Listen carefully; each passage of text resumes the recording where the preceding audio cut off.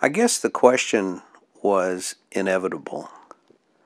I thought about it myself, and I even asked a friend of mine who studies the Bible quite frequently whether or not the Bible supports the concept of reincarnation.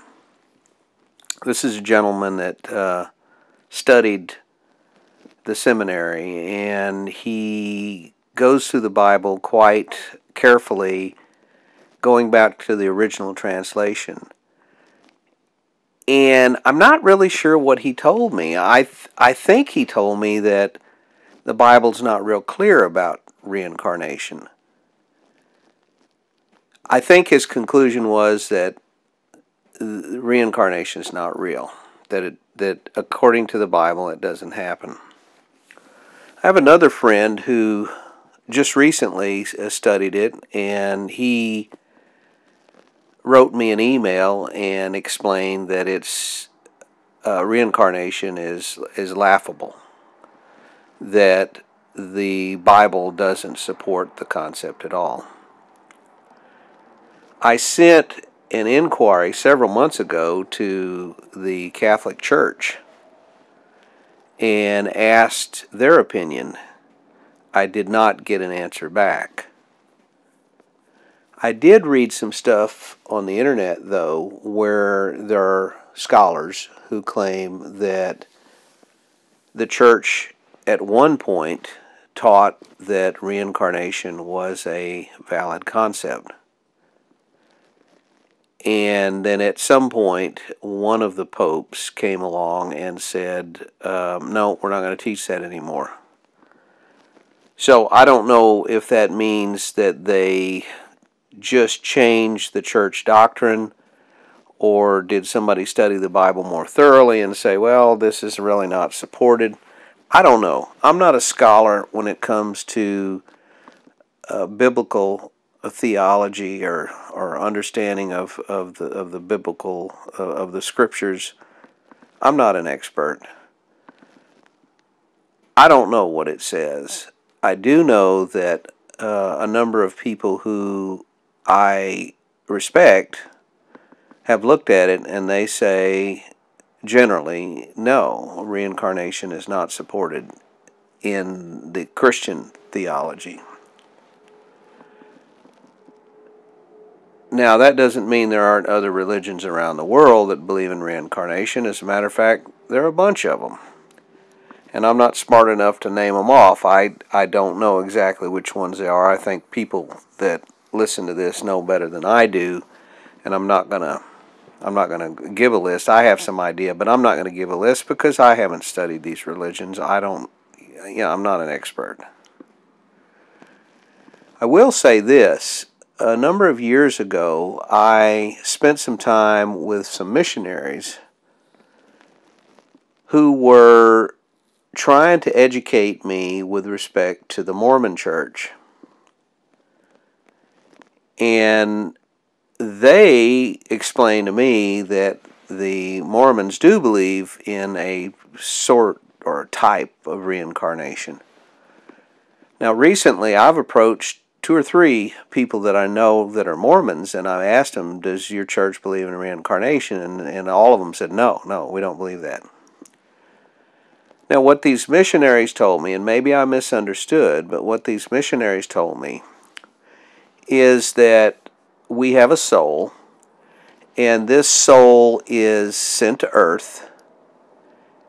And the reason we're on earth is so that we can have experiences, make mistakes, do whatever it is that we're going to do. Then when we die, we go to be with God. God then says, okay, what did you learn? And there's a discussion. And of course, God knows everything that you did, so I mean, it's a frank discussion. Then I think they said that you're given the option, the soul is given the option. Do you want to return to earth and do it again in an effort to do better? So then the soul is placed into another body at birth, And there is a veil of forgetfulness which is placed over that soul, so the soul doesn't remember its previous experiences. It's born into a child, the child grows up, becomes an adult, or, hopefully lives to be an adult, has other experiences, and eventually dies and goes back to be with God. The veil of forgetfulness is then removed, and that person realizes all the times that they've done this, all the times that they've been on earth in different bodies, and another discussion ensues, and they discuss, what did you learn this time, and where did you mess up, and et cetera, et cetera. And then I guess, I don't know if the person is given an option or if God just says, okay, do it again. I can't remember for sure what they said on that. And that person is sent back, born through another body, another veil of forgetfulness, goes through another life experience, hopefully to get the lessons right and to be a better person. Goes back, upon death, goes back to God. And this goes on a number of times. Now, in biblical or Christian theology, the only route to heaven or to be with God is through Jesus Christ, through the salvation of Jesus Christ, the cleansing of the sins. Christ died for our sins, and that's the only way you can actually get to be with God. So I don't know if the Mormon Church says that that's it, that's the only route to God, or does the Mormon Church say something different? And I'm going out on a limb here because I'm not an expert. I don't know, and I wish that the scholars would tell us. The various religions, I wish they would tell us, well, what do you believe about reincarnation? And here in the United States, we all talk about, oh, well, in India they believe that, the cow might be their grandmother, and so they don't eat cattle.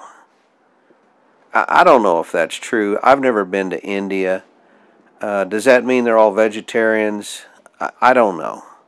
I mean, I've heard that for years, that they don't eat cattle in India because the cow might be an ancestor.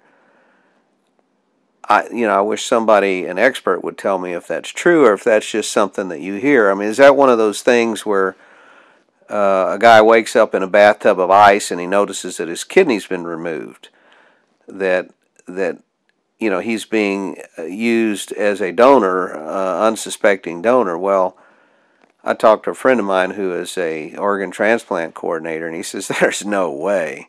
That does not happen. There's no way that somebody's going to cut you open and take out a kidney and transplant it into another person. Period. It doesn't happen. But you still hear those stories, and frequently. Well, reincarnation maybe is the same kind of thing where we don't really know what reality is. There's a lot of opinions. There's a lot of philosophy. I look at it from an experience that I've had, and I know other people have had because I've asked about it. Sometimes you will meet someone for the first time, and when you meet them, you will have an instant like for them. You'll get along with them so well, and you will have this sense of, I've known you before. And sometimes you'll even bring it up to them, and they'll say the same thing, that I do feel like I've known you. And then the conclusion is, well, we knew each other in a past life. And that happens. Frequently people talk about that. And on the reverse of that, sometimes you'll run into somebody that you just don't like.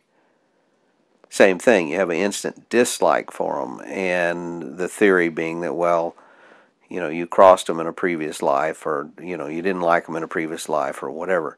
I don't know. I think it's more frequent that you meet someone and you instantly like them than the situation where you instantly dislike them.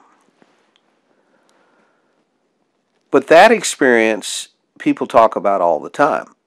When you sit them down and say, "Hey, has this ever happened to you?" I think almost 100% of the people you talk to will say, "Yes, I have had that feeling." But they don't really say, "Oh, that's because we lived previous lives together." They just say, "Yeah, I've noticed that."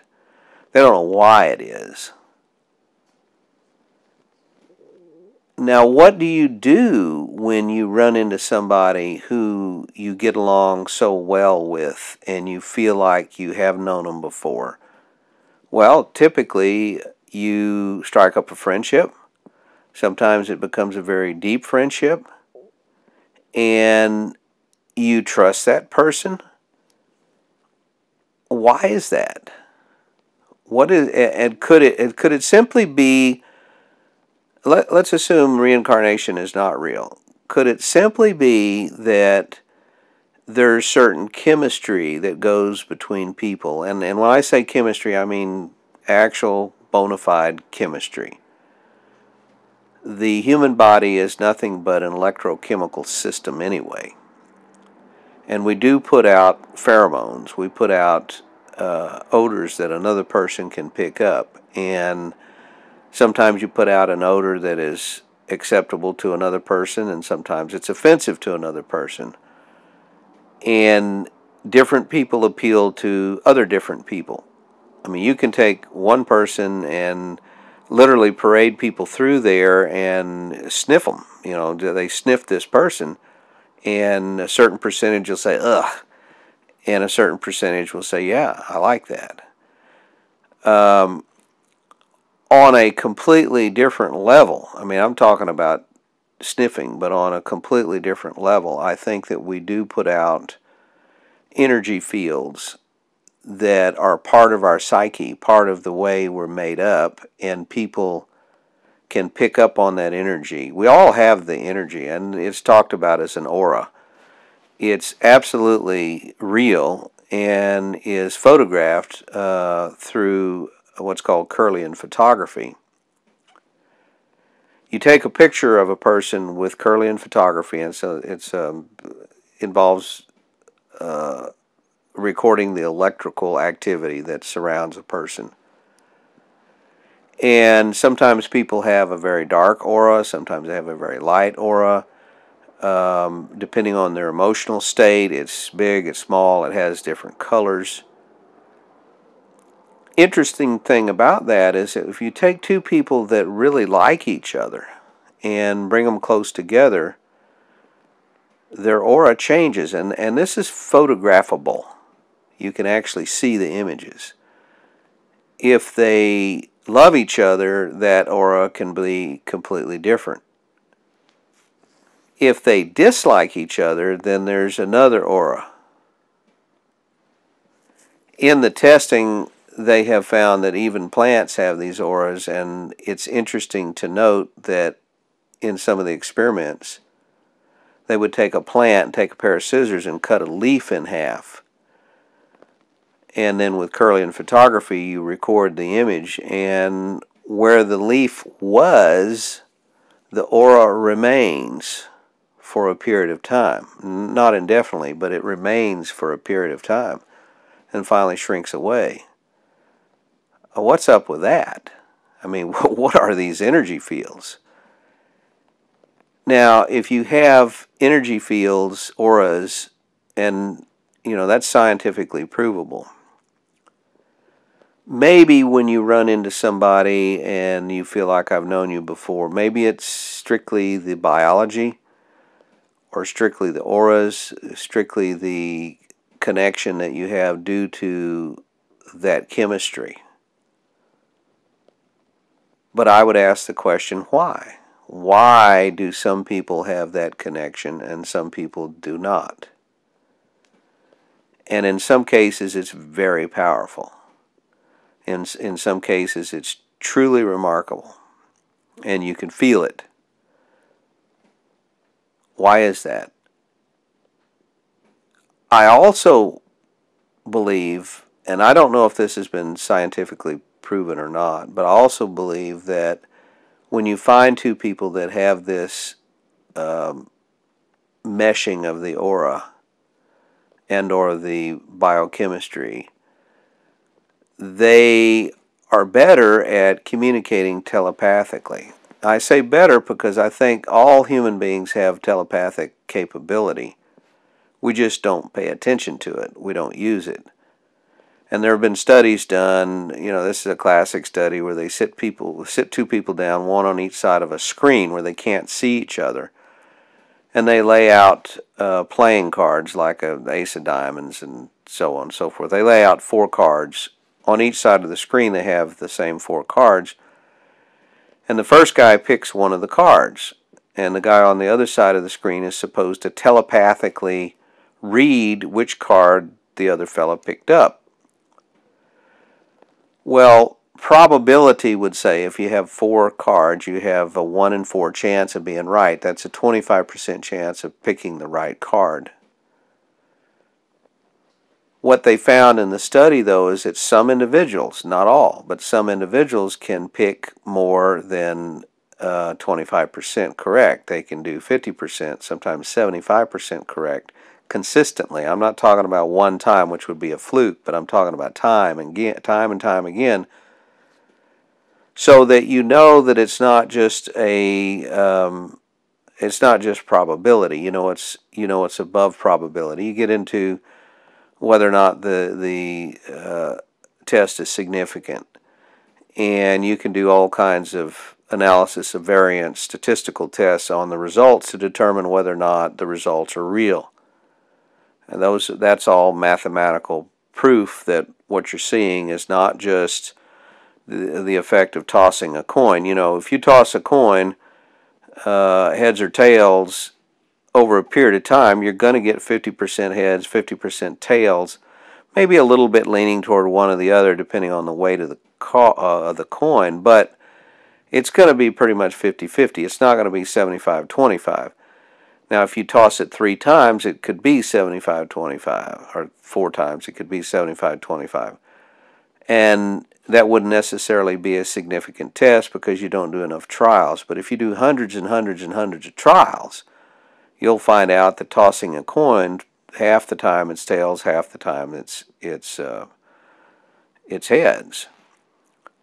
Well, so they do these tests with the playing cards, 2 people, one on each side of the screen, and you have to do it enough times to statistically say that, yes, it's a valid test. And they've done that, and they found that the younger the subject, the more apt they are to be able to engage in telepathic communication.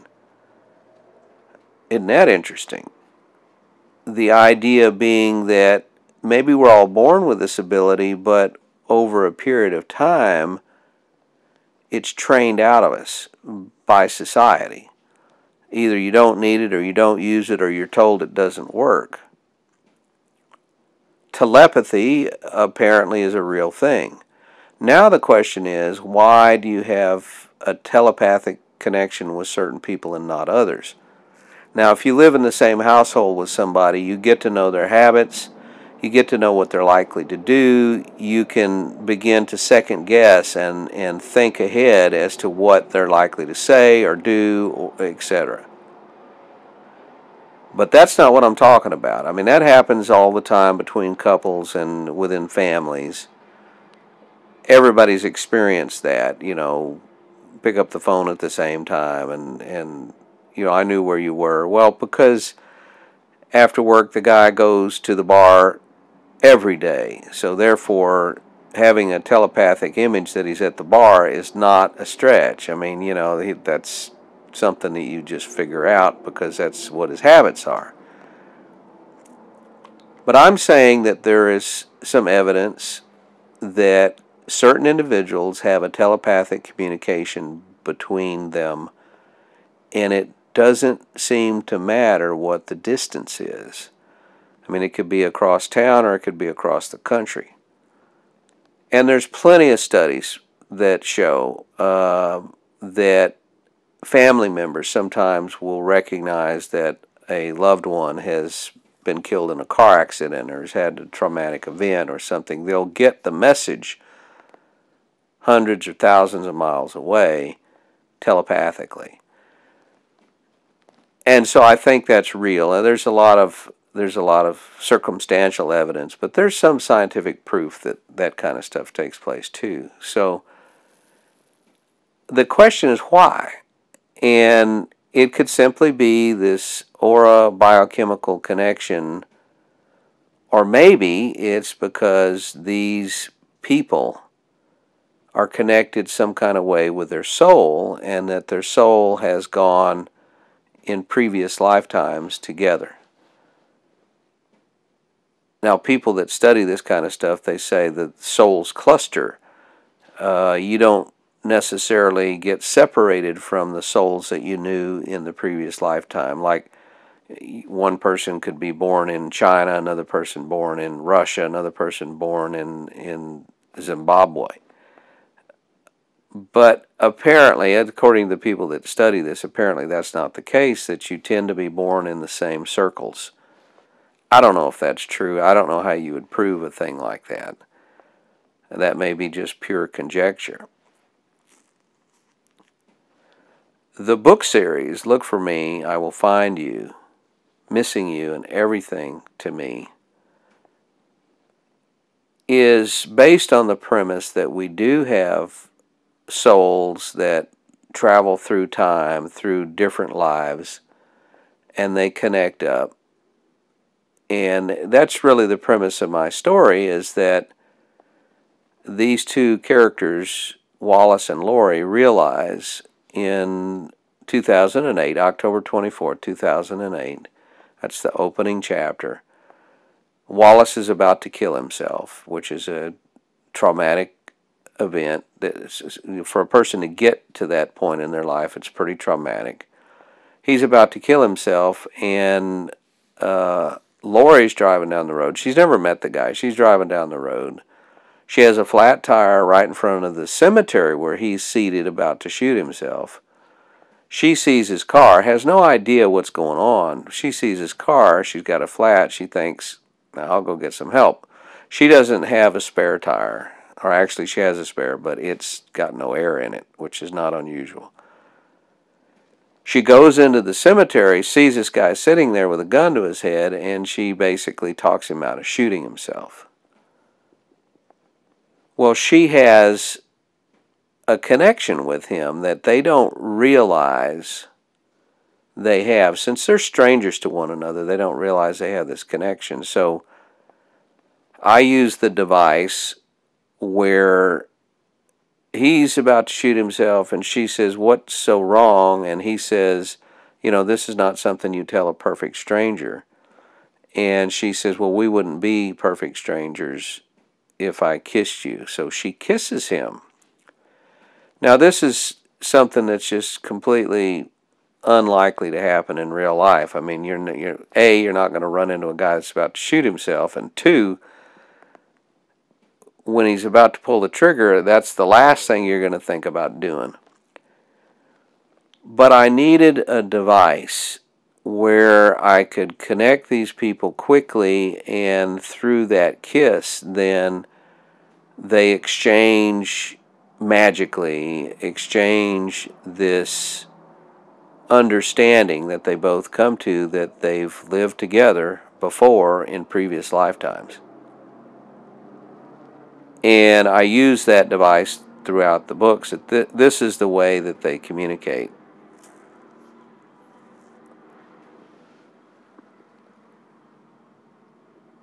The other characters that are introduced in the books are supposed to be Wally or Wallace and Lori incarnated in other bodies. And this is where I think the readers are getting a kick out of this. They're saying, "Hey, this is a cool construct. This is a cool idea," because they have the ability. They learn later. They have the ability under hypnosis to go into past life regression and actually change the outcome of things, circumstances that are happening in their previous lives. That's what makes the book really, or the series really interesting, because there's no limit to the possibilities. Now, does this really happen in real life? I mean, I'm going to have to plead the Fifth Amendment on there. I don't know. I just don't know. There's plenty of people that are going to argue that no way. Well, first they're going to say reincarnation is not real. And number two, they're going to say there's no way you can change the past. The past has already happened. You can't change it. Okay, I don't know. I don't know anything about the past or the present or the future when it comes to things. I know that everybody who goes through life and makes mistakes, they wish they could have a second chance. And so maybe that's the reason the books are popular, is because I'm offering a way in fiction that people can change the past. They can change what they did. They can have an effect on the outcome. And I think in a sense what I'm saying, and this is me as a psychologist talking, I think what I'm saying is that we all want to be able to go back and correct things that we did wrong. And wouldn't it be nice if we could do that? And maybe what I'm teaching is that you do have the ability to learn from your mistakes and do better in the future. And you do have the ability to become happy, extremely happy, with the right person. Search for the right person. Look for me, I will find you. Maybe that's what I'm saying. But I'm not going to discount the idea that maybe there is reincarnation. Maybe souls do go on from life to life to life. Maybe we don't ever die. I mean, Christian theology teaches that there's an afterlife. I mean, there's no question about that. You go to church on Sunday, that's what they talk about. You want to go to heaven. You don't want to go to hell. You want to have eternal life. You don't want to have eternal damnation. And I think quite a few religions talk about an afterlife. I mean, that's kind of the whole point. It gives you a reason to be good. I mean, if you don't have the prospect of something in the future, a great reward, as they say, then what's the purpose of being good? I mean, if you die and that's it, then what's the purpose of spending all your time on earth struggling to be good? Why not just be bad? And I think that's where all the major religions of the world, that's the reason they have the prohibitions. In Christian theology, it's the Ten Commandments. Other religions have a list, and when you start comparing the list, you find out that they're pretty similar. These lists are all designed to make us live with each other in a better way, so that we're not bad to each other. And there's some argument that God had a hand in the creation of all these lists. Now, interesting to note, virtually every religion says that their religion is correct and all the others are wrong. Isn't that interesting? Well, ours is the only religion that'll allow you to get to heaven. The rest of them, you won't. My professor when I was in graduate school, my thesis professor, who was the head of the department of psychology, was an ordained minister. And I would go to his office, and he'd have his feet up on the desk, and we would sit and talk, and he would discuss these kinds of things.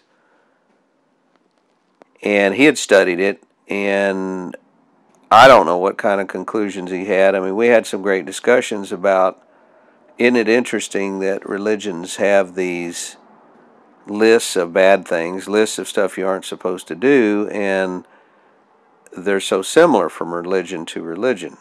It does make sense, because if you are allowed to do anything you want to do within society, then society breaks down. Whereas if you have certain prohibitions like thou shalt not kill, thou shalt not steal, those are good prohibitions. Those are things that get you in trouble. If it's okay to kill somebody, that causes problems. So it does make sense that those exist, whether you're a Christian or a Buddhist or whatever. There are certain beliefs that we need to be good. It's better for us to be good than for us to just do anything we want and be bad. Now, I've noticed in my life that there are certain individuals I run into, and I'll literally say this about them: they have no soul. No conscience, no soul, no nothing. They are evil. I haven't run into too many people like that, but a few. And I don't like being around them. I don't want to be associated with them. And I observe them, and what they do to people is just incredible. I mean, it's like evil incarnate. I don't know where that comes from. I don't want to have anything to do with it. It gives me the willies that people can live like that. And when you observe those people for a period of time, they're not happy. They're very unhappy.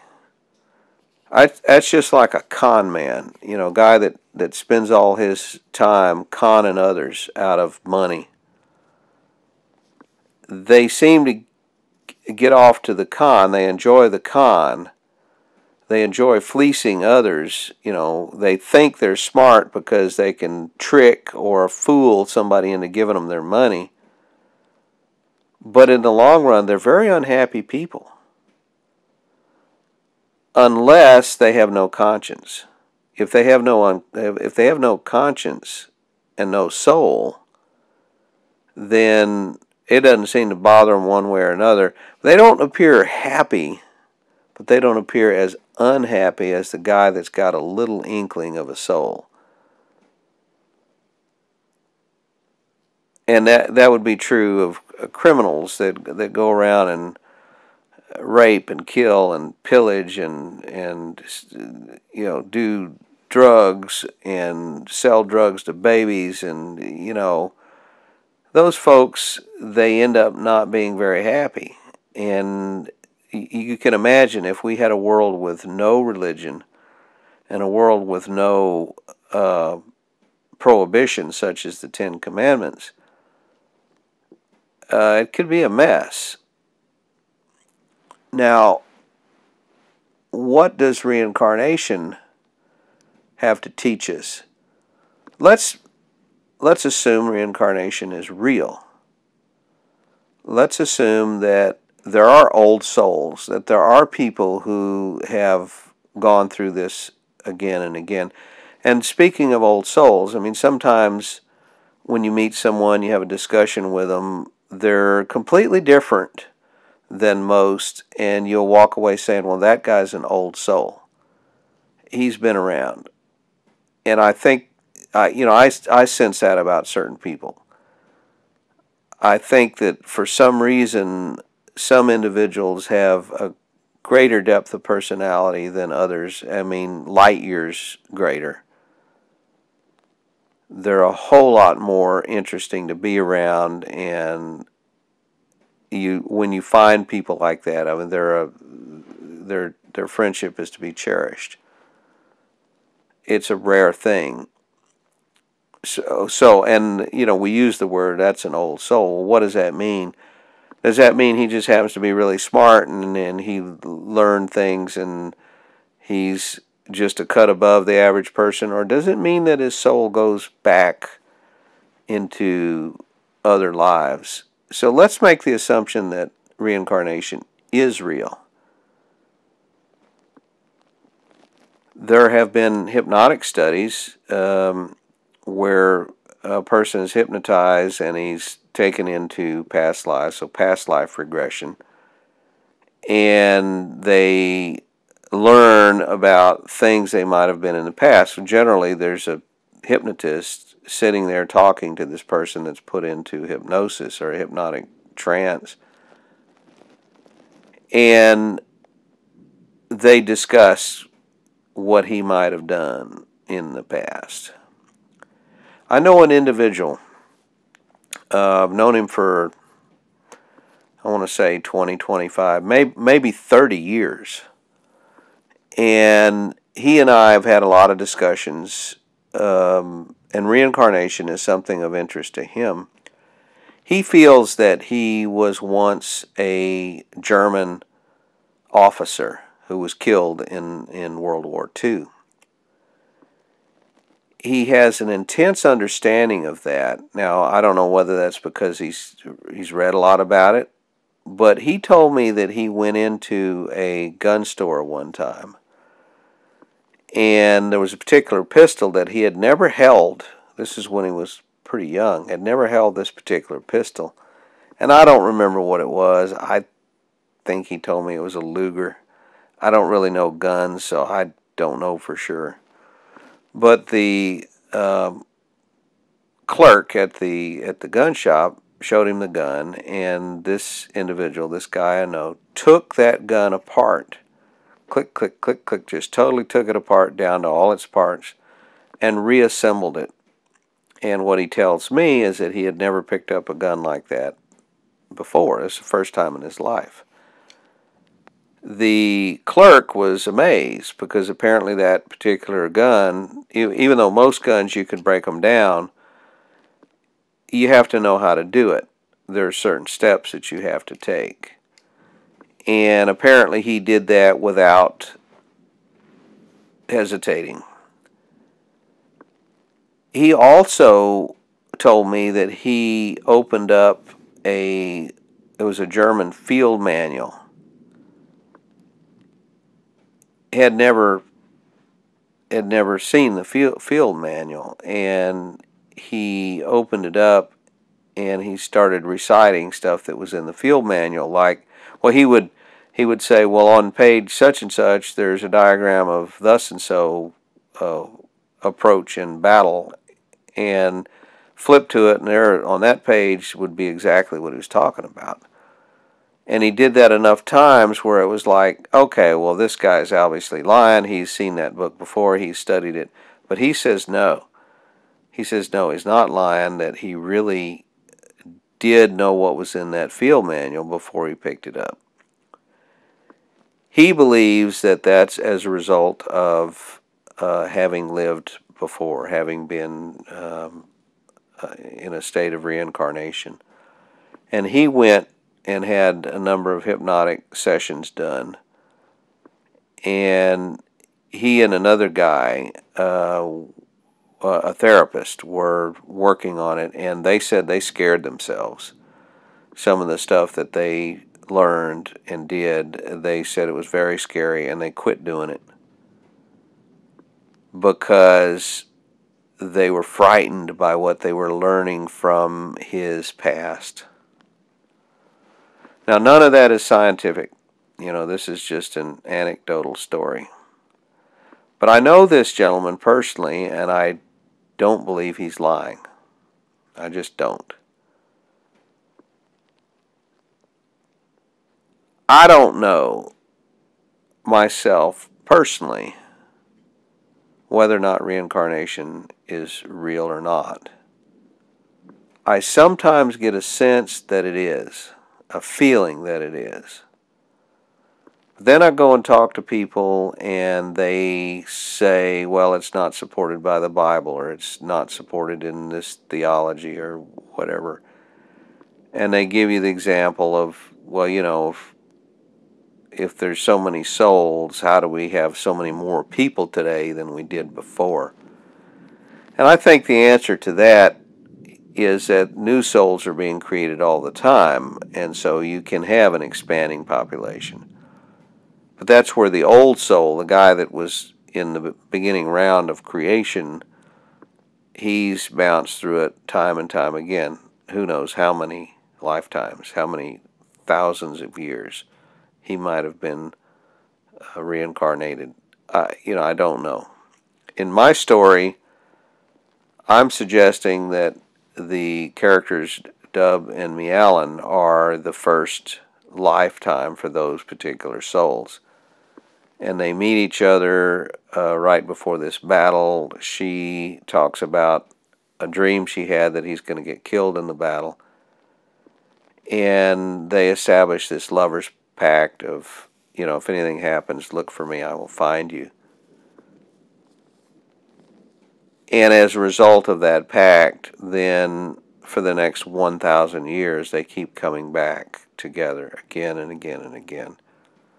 And it's Wallace and Laurie in 2008 that figure this out as a result of that flat tire and Laurie stumbling into Wallace, who is about to kill himself. That's the way the story goes. What I don't understand as a writer is, where do I get this fiction? I've written books before. Nothing's been this compelling. And nothing came this quickly. In terms of sitting down and writing it, I mean, I wrote it like I knew, like I had been there. I saw the pictures around me. The dialogue came like I'd heard it. And of course, that's impossible. I live in 2000. Books were written in 2011. So I live in, it's now 2012. I live in 2012. Why do I have these images of things that took place in 1637 or 1850 or 1898 or 1932 or 1956? I mean, is it just that during the course of my life I've paid attention to history? I've had an interest in history. I was good at it in high school and college. So am I just reporting stuff that I remember from studying history? That could be the explanation. I say in the opening of each of the 4 books, is it memory or imagination? I mean, am I imagining all of this, or am I remembering it? Am I remembering part of it? And where am I remembering it from? Am I remembering it because I was there? Or am I remembering it because I studied it in high school or college, the settings?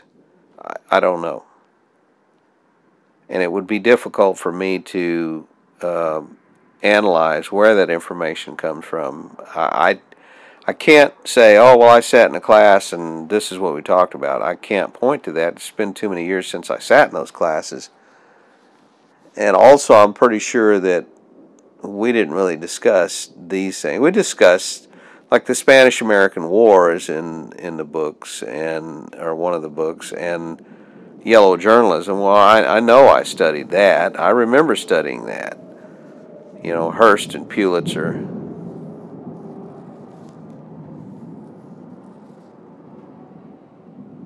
So the question is, when people approach me and say, well, do you believe in reincarnation? My answer is, I don't know. I approach it scientifically, which means that I want some proof. I want somebody to show me, to demonstrate to me that it's real. But I'm not going to go and say it's not real simply because I don't have the proof. I mean, it's a viable idea. And there's an awful lot of people on the planet who believe that it's real. I think it was Gallup poll did a study in the United States, and they said 25% of Americans believe in reincarnation. Now, I don't know how deeply they believe in it. When somebody asks you, do you believe in reincarnation, what do you say? Oh, yeah. But do you know what you're talking about? Do you know what that entails? So was the study good in terms of actually getting a good understanding whether or not that person truly believed in reincarnation or if he was just giving it lip service? I don't know. But 1 in 4 believing in reincarnation, according to the poll, that's a pretty high number. Now, do those 1 in 4, can they back up why they believe in reincarnation, or that's something they just say, or do they truly believe in it? I don't know the answer to that either. But I knew when I wrote the books that this discussion would come up. As a matter of fact, when I first started promoting the books, I didn't even want to use the word reincarnation. I wanted people to read the books and discover for themselves. But I've since realized that cat's out of the bag. I mean, people, when they read the books, they find out pretty darn fast what we're talking about. So there's no point in me trying to keep it quiet.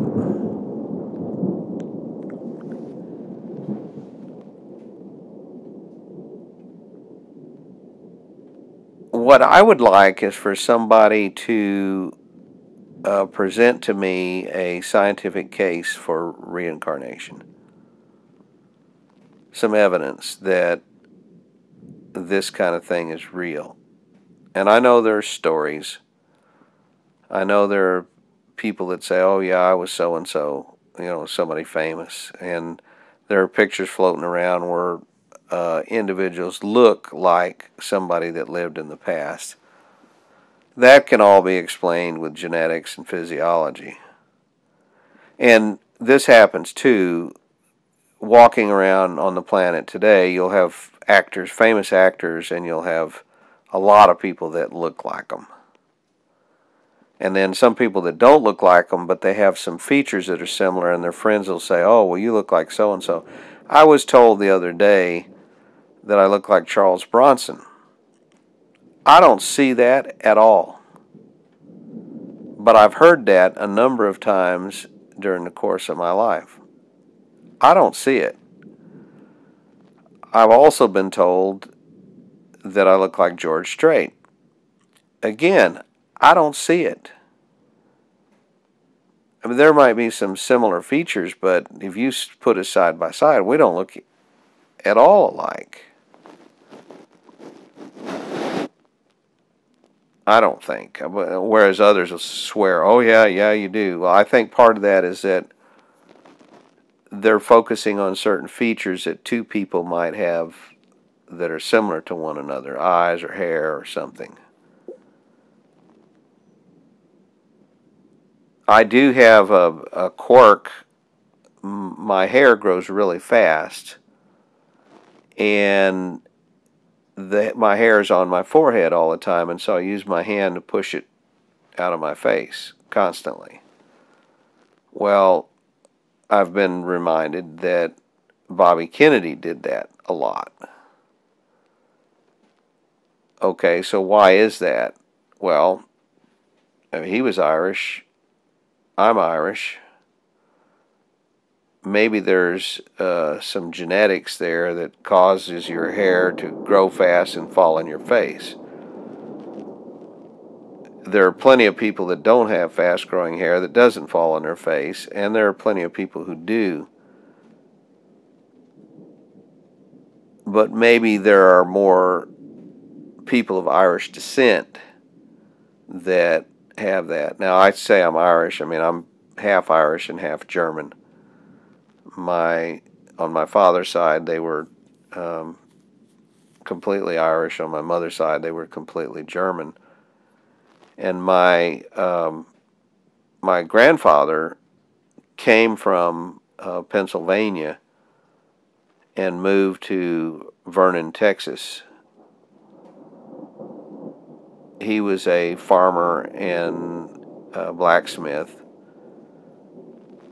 And his people in Pennsylvania, I'm not sure exactly who, but in the and I'm not clear of the date either, 1870s or 80s, they immigrated from Ireland. And we've been told that our family is Scots-Irish, which the name is Kirk, and you go and look at the immigration records of the United States, and there were a lot of Kirks that immigrated in that time period. And originally from Scotland, they left Scotland, they went to Ireland, became Irish, adopted Ireland as their country. Way back, years, hundreds and hundreds of years ago. So that could be the reason that I don't have red hair. You always say, oh, he's Irish, he's got red hair. I don't have red hair. Interesting, though, I have a cousin on my father's side who has red hair. So the genetics are there. What's weird about that, too, is I saw a picture of my cousin on Facebook, and I swear he looked exactly like my dad when my dad was his age. Exactly. I mean, I was freaked out when I saw that. So genetics are a pretty interesting thing. Now, he's the son of my dad's sister. That would be my dad's nephew, my cousin.